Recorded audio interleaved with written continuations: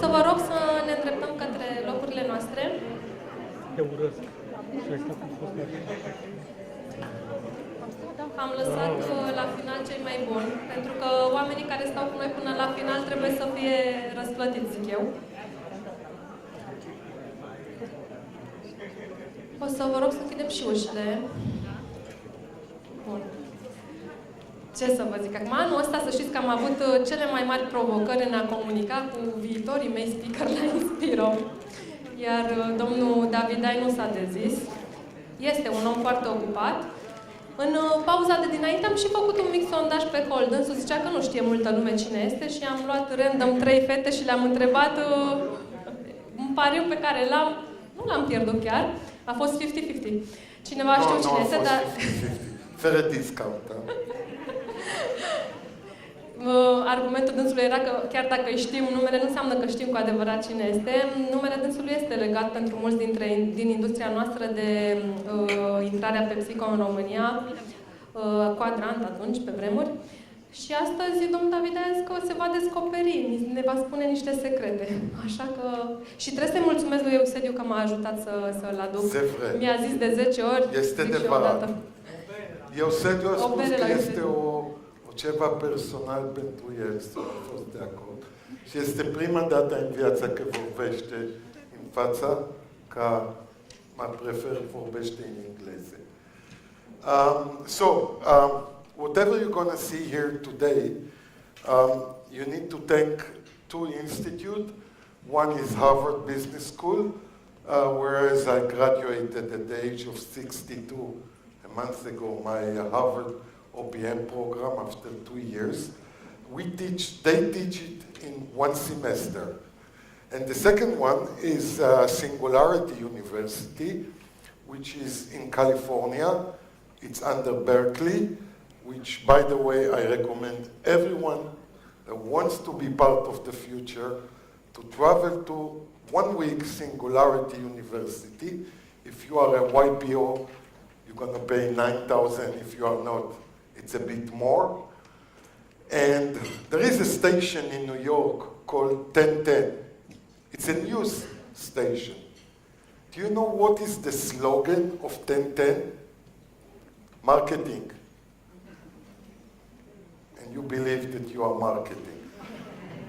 For years, since almost 80 years, 1010 has one slogan. Give me 22 minutes and I'll give you the world. Why 22 minutes? Because the news is about 22 minutes.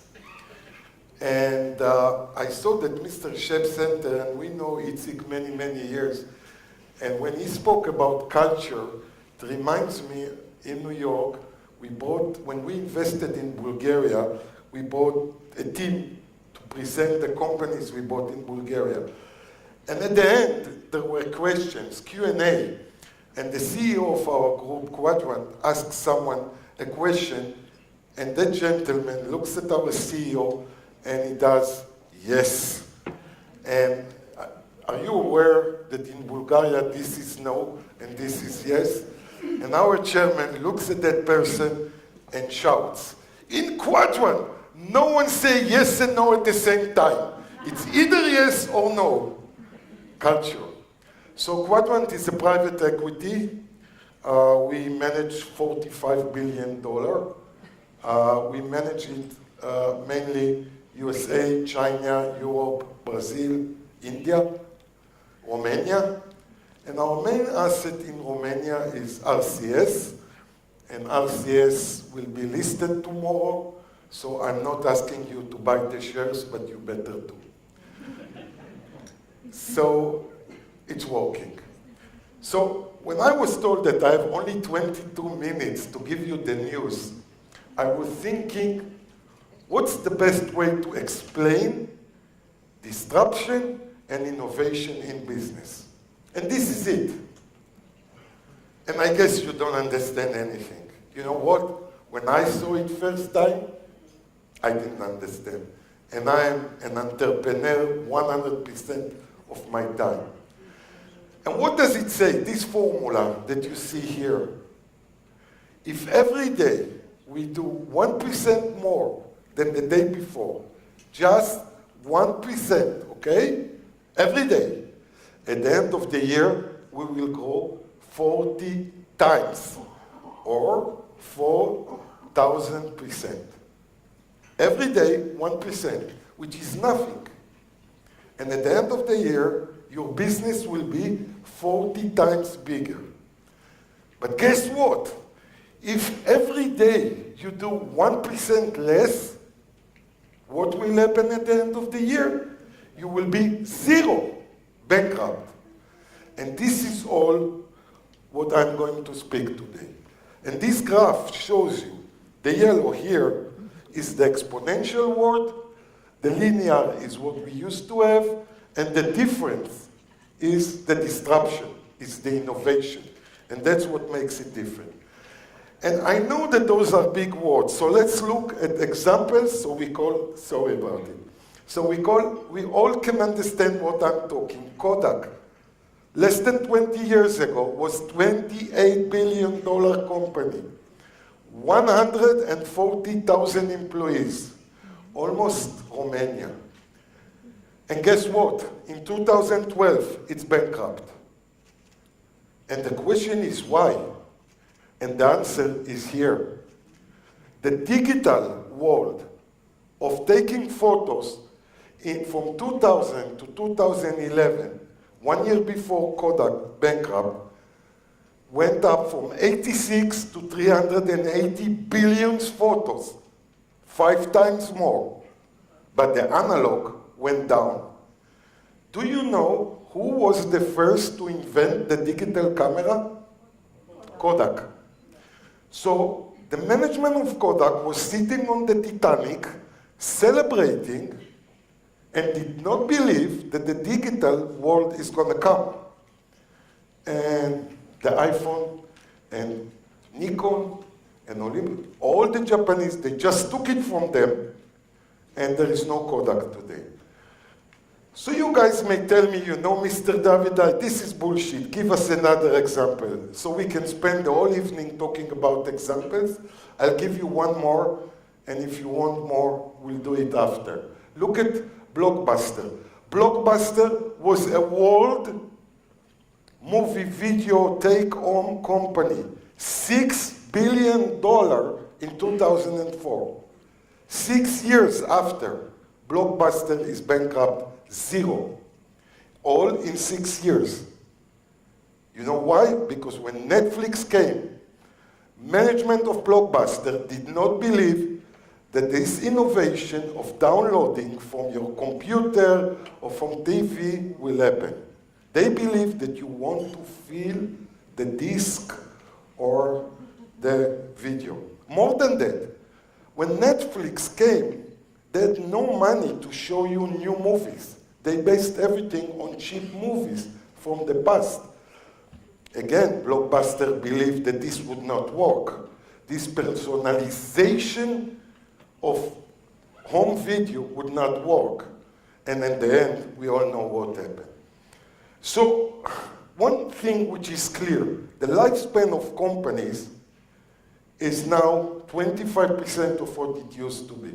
It's 15 years and not 67. So today, I have an idea, and 1 year down the road, I have a $1 billion company. I guess you all know the list, so I'll share with you my own experience with the list.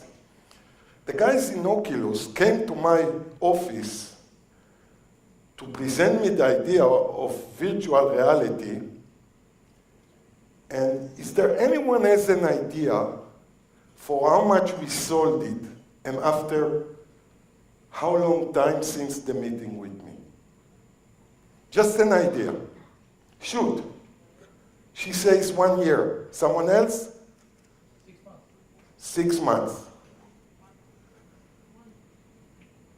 And how much money? This is public, it's known. Oculus was sold to Facebook for $2 billion, 18 months from the meeting in my office. It was not a product, it was a beta. And Oculus was sold to Facebook because Facebook was worried From Google and Apple coming up with the different watches, they needed something to compete with them. Look at Snapchat. Snapchat went on the New York Stock Exchange exactly 2 months ago. I don't know how much you follow it, but let's talk about the terms of the IPO, the public offering.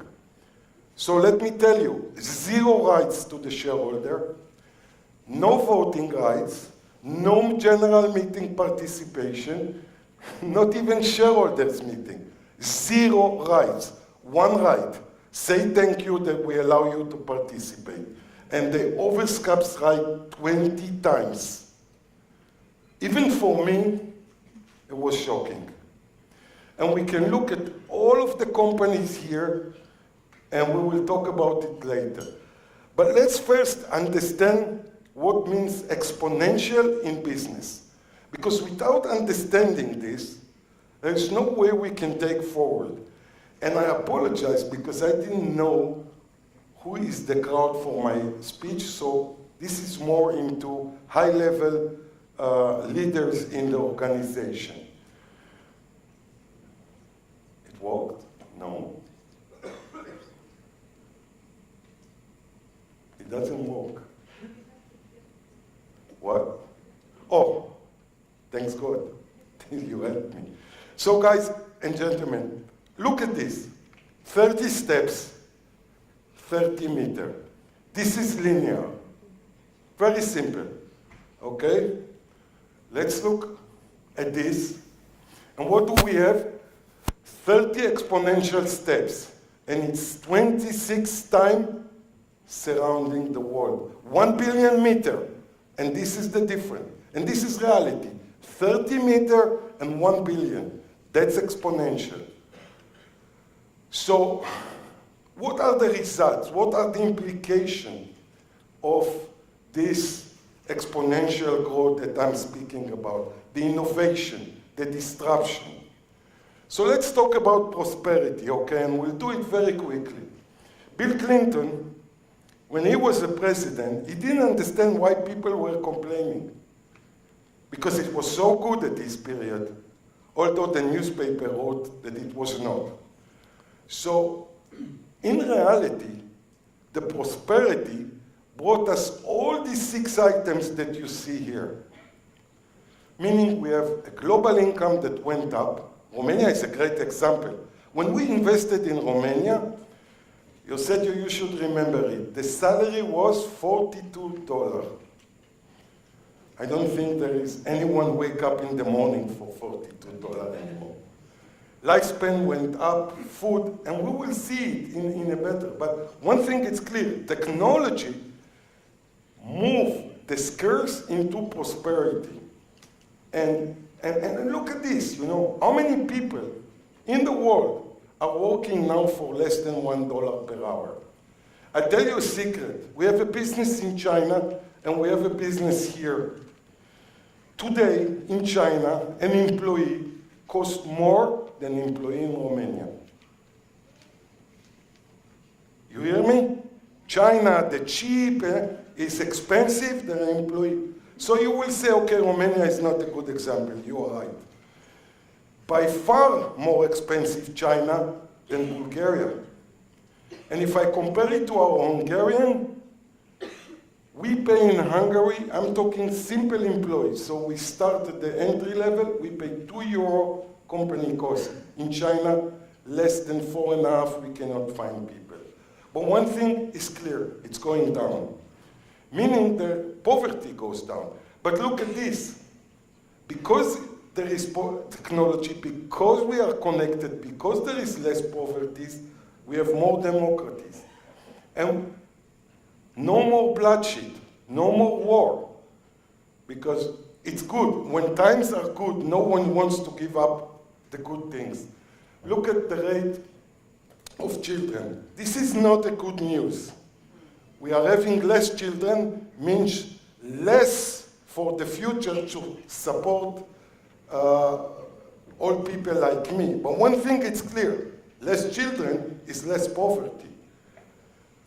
Look at the lifespan and what happened only in the last 50 years, almost double. And I can tell you, I'm coming from, originally from Israel. It's 82 years right now in Israel. And it's all about the medical health and the technology. Do we work more? You are all saying, yeah, we work more, we work all the day. Well, statistics shows that we work 50%. Because we learn to balance our life. We learn to do more sport, to go out, to be with the family, to be with the loved ones. I apologize that it's not functioning. But look at this. This is a very important slide. This shows you that with the new technology, we almost have 0 airline crashes, and the automobile is going down. And this is before the autonomous car and the future. Look at this. How many people died from catastrophe? Almost 0. So what do we see? We see that even in birth mortality, it's coming down to 0. Something that 20, 30 years ago, people died at birth. You don't have to listen to me. You are free to live. You are free to live. Please, do me a favor. You can leave. It's not a must to stay here, okay? So, in reality, we study more, and that's a fact. Look at yourself. But remember, we spoke before that food and energy and transportation and connection, look at energy. Most of you were not at the 70s alive. At the 70s, OPEC made an embargo and prices went up, inflation went up, and America was almost destroyed. Today, America is exporting energy because it's renewable energy, it's crushed oil, and it's not anymore the black oil coming from either Venezuela or Saudi Arabia or Iran. Look how cheap it is, and it's clean. So it's all about one thing. All these things that I spoke, the technology is getting us to be exponential and growth and benefit. So when we talk about technology, it's clear to all of you. I don't need to explain you. It's the computing capacity cost. But it's also about the global connectivity. Someone asked me in the break today about startups. 16 years ago, it was $5 million to have a startup in the internet. Today, it's 5,000. What does it mean? That everyone in India, in China, in Romania, in Ukraine can do it. He has an idea, he can do it. And he goes to this big ocean called internet and hope for success. Look at the transistor. Look what happened in relatively 40 years. Performance is 100 billion times, and the price today is negligible. So let's say we want to simplify it. On the left side, it's an IBM computer. At that time, you needed a 707 Boeing to load it. Today, at the finger of your tip, you have a computer 30 million times better at the cost of $100. Just compare $120,000 in the 50s is probably today $3 to $4 million. And this is the way it looks, the computing. Everything related to computing is here. So, and this is before the super big computers that will control and will do and will connect to each other and get things move. So in reality, what is happening to us with this technology? In reality, all the things which are becoming cheaper, higher capacity of computing, power, are translated to unexpected things. And you see robotics, 3D, synthetic biologic. We own a company, you are welcome to look at the website, called ARC Worldwide Group. And it's a 3D company. It's located in Florida. I'm actually the chairman.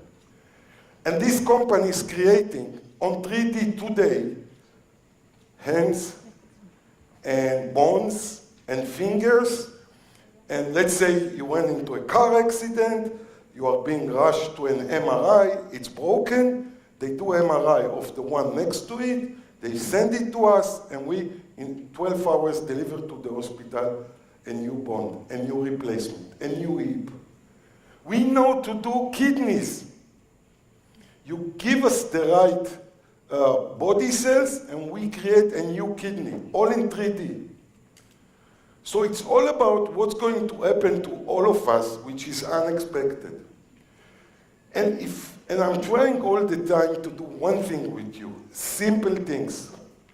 I want you to feel it. I want you to, it's like, you know, when you meet someone for the third time, you hold hands, you love by the sense. Look at this.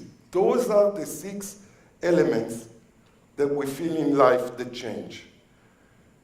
So, for example, in one iPhone today, the technology did not come to Romania yet. In one iPhone today, you have what you used to have in many equipments before. 1, dematerialization. But look at this, today, we pay less for, we don't go to a bookstore almost, we get it home by Amazon.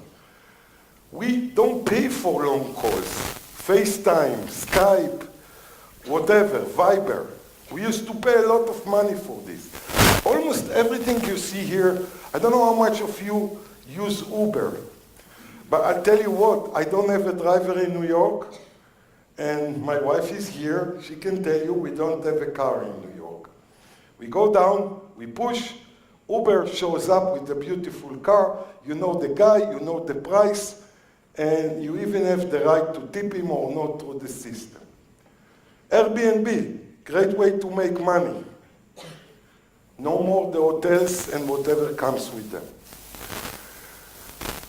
But we spoke about democratization before, and that's part of it. In everywhere in the world where you have internet and you are connected, it's more democratic. But I believe, and this is my message to you, that this is the main issue, what you see now.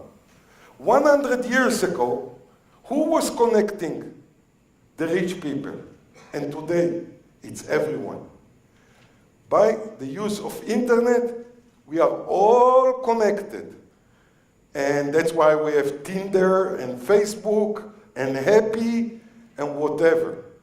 And we are all connected. If I want to find a friend that went with me to school 50 years ago, no, 50, I'm exaggerating, 45 years ago in high school, I go to Facebook, I try to find him.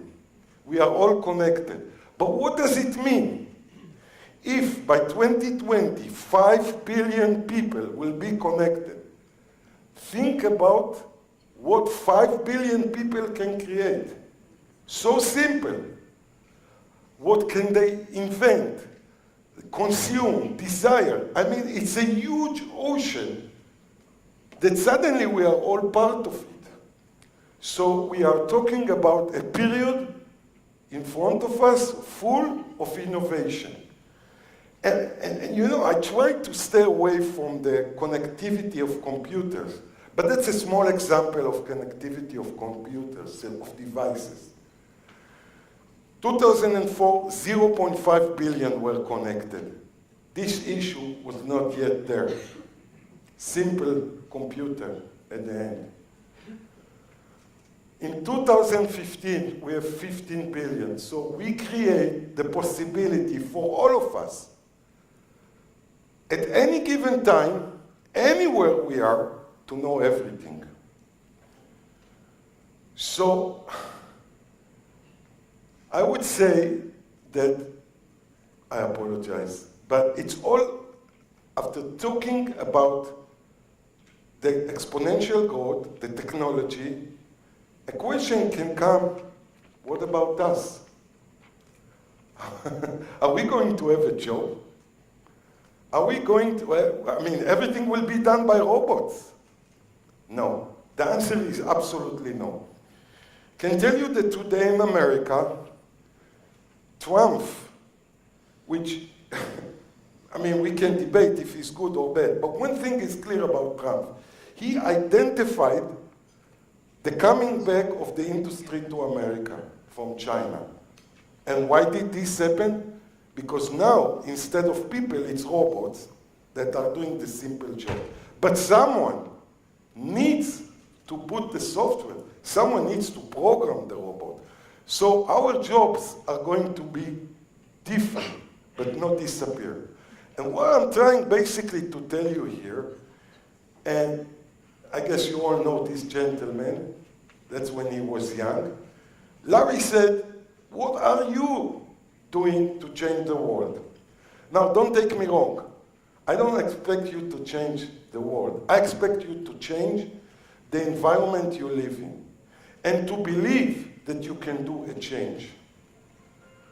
And I can give you a lot of examples, but when we came to Romania, I moved here in 1991, and everything that I said we're going to do, people, the moment I left the room, were laughing.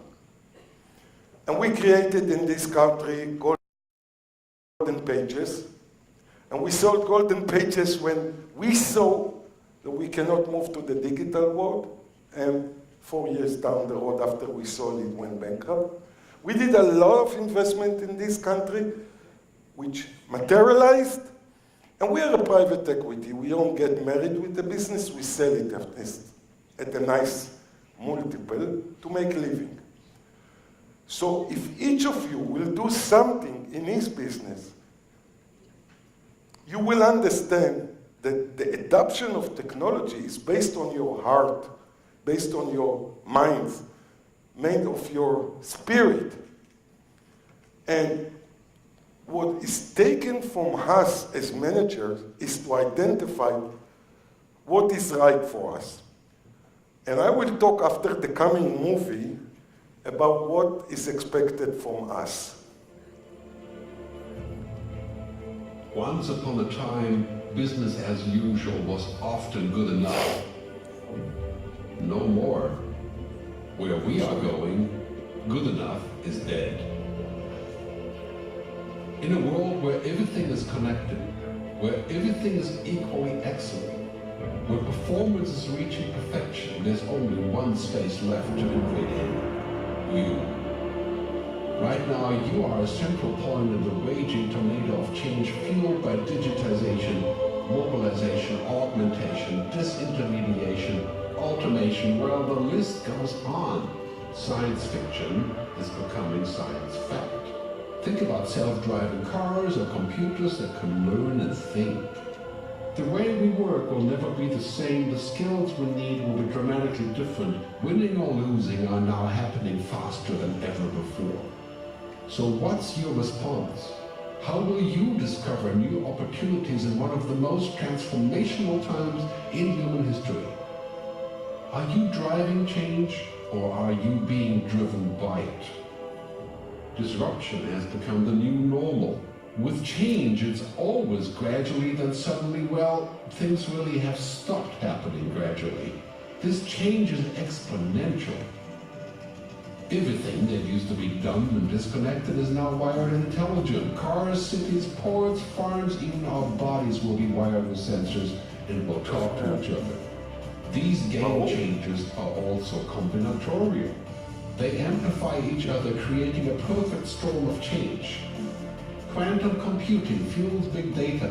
The Internet of Things fuels artificial intelligence and deep learning, which fuels robotics. However, anything that cannot be digitized or automated will become extremely valuable. Human-only traits such as creativity, imagination, intuition, emotion, and ethics will be even more important in the future, because machines are very good at simulating, but not at being. Yes, robots and software will do some of our work, but this will allow us to focus on things that cannot be automated. To imagine change squared, you've got to start engaging more with what might be, not just with what is. Immerse yourself in the immediate future, 5 to 7 years out from today. We need to go beyond technology and data to reach human insights and wisdom. Technology represents the how of change, but humans represent the why. The future is about holistic business model. The opportunity is to be liquid, to learn just in time, not just in case, not single improvements, but complete transformations, not individual systems, but new ecosystems. Humanity is where true and lasting value is created.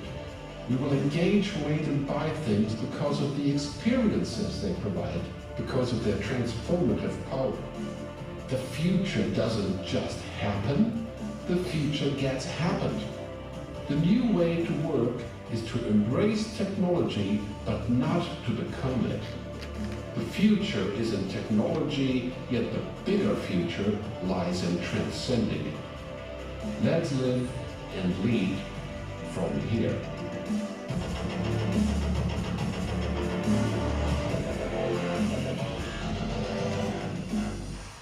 So just to mention, this cannot be copied. It's a propriety of Harvard Business School, which they allowed me to use it.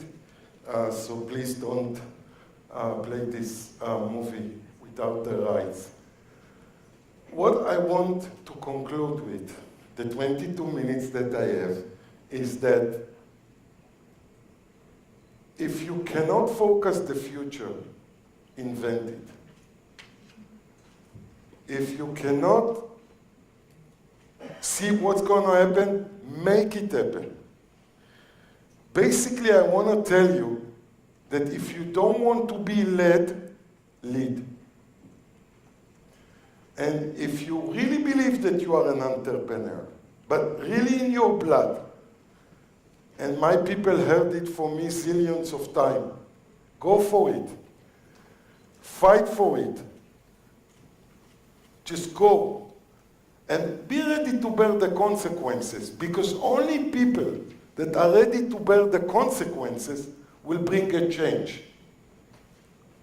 And you need to create in your own organization, by looking at yourself, truly looking at the mirror, what is the value proposition of your business?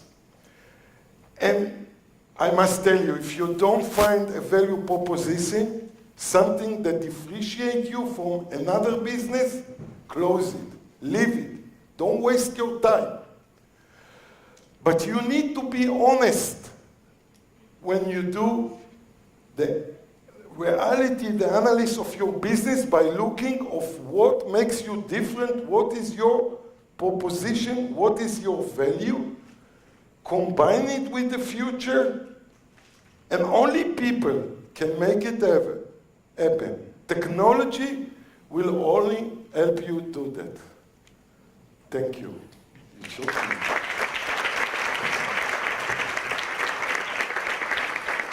Thank you a lot, Mr. Davidai. Are there any questions in the room?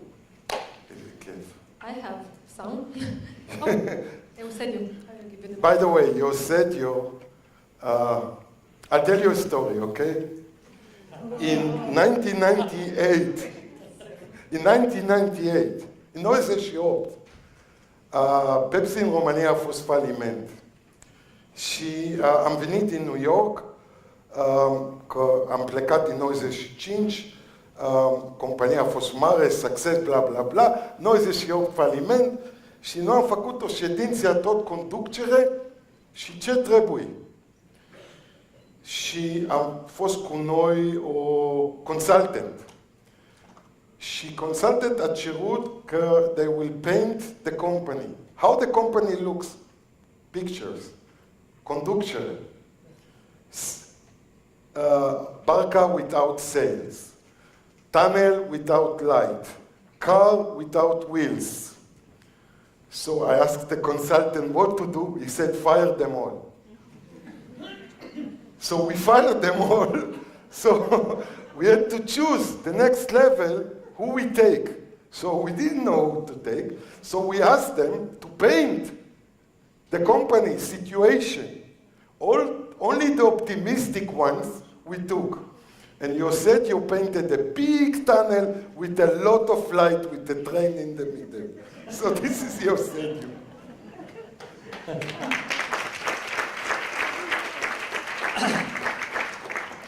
Eli, Da, șeful. avem niște fapte, da? 1. Abundance. We are getting richer. Yes? I hope so. Așa e? Așa este, da? Suntem ce în ce mai bogați, da? So the technology is flying, sky high.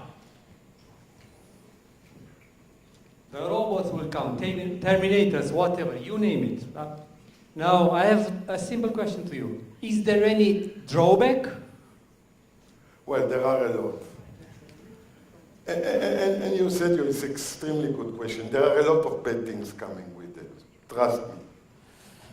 Think about my mother. She's 87 years old. She calls Social Security office. She has a problem with her monthly payment. And they tell her, listen, no more calls. We don't do anything on the phone. Please enter the internet, write us, we will be back to you quicker than ever. One problem. My mother is 87 years old. She doesn't know to enter the internet. And it's a simple example of a drawback, but you said, what can I tell you? We have no choice. This is going to happen. It already happened. And it's going to get worse. So we either join it, we can't fight it, definitely. And if we can't join it, we will stay behind. So, we can decide the HR element. She said something, I think it was her, about moving to another star and starting again. Not a bad idea, but I'm not aware of any star with water and food. So, but yes, there is a drawback, and it's an unpleasant. By the way, when there was the Industrial Revolution, and you spoke about industry, there was a huge drawback. People moved from the agricultural areas to big cities, and suddenly the environment became not clean, but we suddenly could produce a lot of things, and we could have a lot of things. And you know, always there is bad and good, but think about you. How old are you? 27. Let's figure up together. 1990. In 1990, I still was on a telex. You remember telex? When we wanted to send a message? In 1991, the fax showed up for the first time. In 1992, she was 2 years old.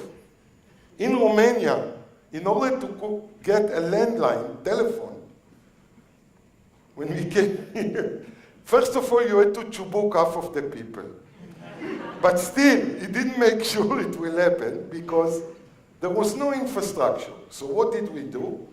There was mobile phone, a huge one. We took it. So for the first time, if I needed to call New York at that time, we had a line in the factory. You call the international exchange, and they would tell you, call us in 7 hours, so we connect you. We had a mobile, we could connect. That's the beginning of, so in Romania, there was a mobile before. And it reminds me a joke that someone told me at the time about a Romanian țaran, you say, from a very deserted village who had problems in his back, and he comes to his doctor, and the doctor looks and says, look, we have to fix it inside. We have to enter where you sheet foam and fix it with electrical, but it's very painful. So he comes and he sleeps, and they do it, and the guy starts to laugh. So the doctor is shocked. It's so painful, and he's laughing. He said, Tsaran, why you are laughing? He said, you know, I'm trying to think that I will go back to my village, and I will tell them that electricity came here before it came to my village. So, and you were born in 1990, okay? So many change came for good and for bad. But definitely there are bad things. I mean, it's shocking. Talk about technology. Again, New York. In my class in Harvard, there was a guy called Luis Vabo. And Luis Vabo is a Brazilian. Samba, pinga, football, women. And Louis, he was a smart guy, and he had a startup in Brazil. He sold it, you remember for how much? Let's say $10 million for the sake of the... And Louis sold it, and the drawback was that his wife wanted half, so he decided to divorce her. So he's coming to New York, and he's calling me, and we go out for a place called Italy, E-A-T-L-Y. Italy is a concept of Italian food in the market in some places. So in Fifth Avenue, 23rd, Luis Vabo and I. And we talk about business and things, and Louis all the time is doing like this. I said, Louis, what are you doing? He said, Eli, I'm looking for my date tonight. I said, Louis, what do you mean you are looking for your date? And he shows me an application that shows him women that are connected in Facebook to someone he knows in Facebook and are going around him. He doesn't know them. And he's making favorite for this. So after he finishes with me, he will go to them and introduce himself. Hopefully he will have a date. And I was thinking, wow, what a life. Even if his chance is 1 out of 10, he will meet 10 women and 1 will agree. In my time, you know what you had to do to get a woman? And he was in the middle of meeting, already knew who is around him. So you ask me about the drawback. You said, you know, every day I see my granddaughter, she's 8 years old, and she's on the phone. I understand the drawback, you know. Because this morning, Zohara, me, and 2 others enter the elevator in our offices in Bucharest. Everyone is on the phone, except me. This is life. That's the drawback. Are there any more questions in the room? I'm curious, Eli, what do you have on your desk now for future investigation? Where do you look? That's a good question. So we invest all the time. And 2 weeks ago, we bought a very big company in the West Coast. We paid $400 million. In California, it's in the medical event. But for Romania, we have decided, and we will operate it in the coming. There is a lot of brain in Romania, a lot of very talented Latin people, entrepreneurs, and we will create a fund of some millions. Will be the angel. You know what is angel money? The seed money for those investments. So if you know someone, give me my phone number. So I'll be the first, so no negotiation. Thank you. I don't pay commission, and no bribing. No, I'll tell you a story about bribing and connection. 1994, you said you will remember it. We were buying a company in Romania, investment, and you needed to go through a government office to get approval to buy the business. And Romania, at that time there was a minister, I won't mention his name, and I came to him, and he gave me a paper, and in the paper was a bank account in Switzerland, and he said, open it after it, that's where you have to give me $15,000. But what to do, Quadrant is not paying bribing, so I told him there's no way we're going to do it. He said, you will not have the business. What did I do the next day? I got all the employees from VLO, you remember, in front of the president's house. We were with placards with the bank account of that minister. 4 days later, Iliescu gave me the business almost for nothing because he wanted to close the issue. Honest enough, Iliescu fired that minister, but not immediately.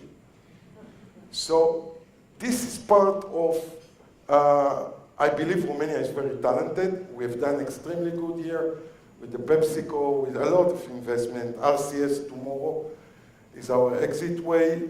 So we will go into the startup mode with angel money, and we will have enough to do as much as needed for the future. So you can pitch to Eli in the next. Yeah, just no commission, please. Thank you a lot. Thank you.